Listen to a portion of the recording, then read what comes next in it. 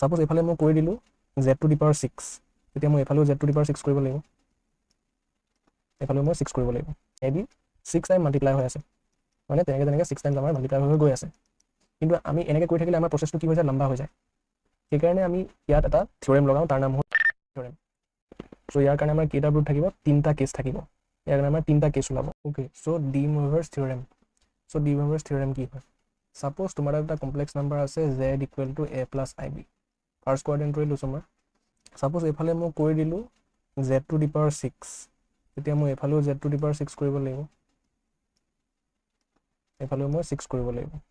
যেতিয়া মই দুইফালে 6 কৰি দিলোঁ, এতিয়া যদি এই এনচাৰটো চোৱা, ইয়াত বাৰু কি হৈ আছে, ইয়াত a plus i b 6 time multiply হৈ আছে, মানে তেনেকৈ 6 টাইমছ আমাৰ মাল্টিপ্লাই হৈ গৈ আছে।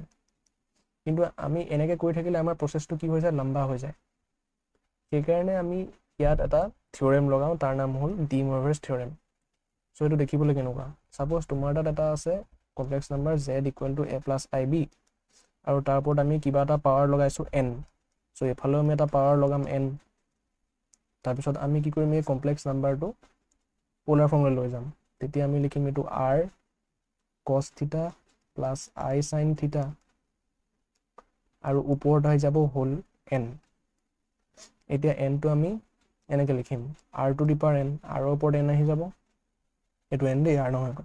তাৰপিছত r ওপৰত n আহি যাব, তাৰপিছত আকৌ এইখিনিৰ ওপৰতো n আহি যাব।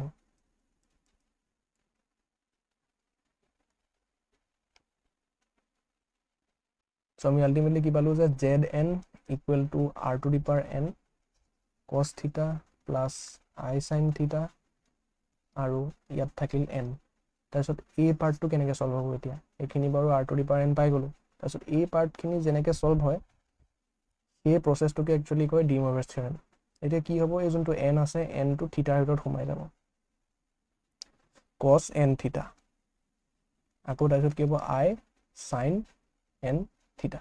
চ' এই পাৰ্টটো যে, এই যোনটো এনচাৰ আমি পাইছোঁ, ইয়াত আমি ডি ম'ৰভে'চ থিয়ৰেম লগাইছোঁ। চ' এইটোকে ডি ম'ৰভে'চ থিয়ৰেম বুলি কয়।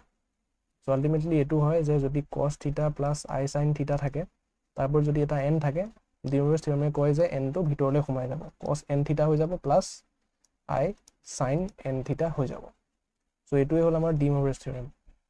এতিয়া ডি ম'ৰভে'চ থিয়ৰেমৰ প্ৰুফছ কিছুমান থাকে। প্ৰুফ আমাৰ 3টা থাকে। প্ৰুফছ 3টা থাকে। 3টা কিয় থাকে, কাৰণ আমাৰ তাত যদি cos থিটা, i sin থিটা, আৰু এইটো যদি n থাকে, চ' nৰ ভেলু 3টা হ'ব পাৰে। এটা nটো পজিটিভ হ'ব পাৰে, nটো নিগেটিভ হ'ব পাৰে, আৰু nটো p/q হ'ব পাৰে, মানে ফ্ৰেকশ্যন হ'ব পাৰে, p/q। চ' ইয়াৰ কাৰণে আমাৰ কেইটা প্ৰুফ থাকিব, 3টা কেছ থাকিব। ইয়াৰ কাৰণে আমাৰ 3টা কেছ ওলাব, কেছ 1, কেছ 2, কেছ 3। অ'কে, চ' আমি নেক্সট ভিডিঅ'ত কেছ 1টো আমি প্ৰুফ কৰিম।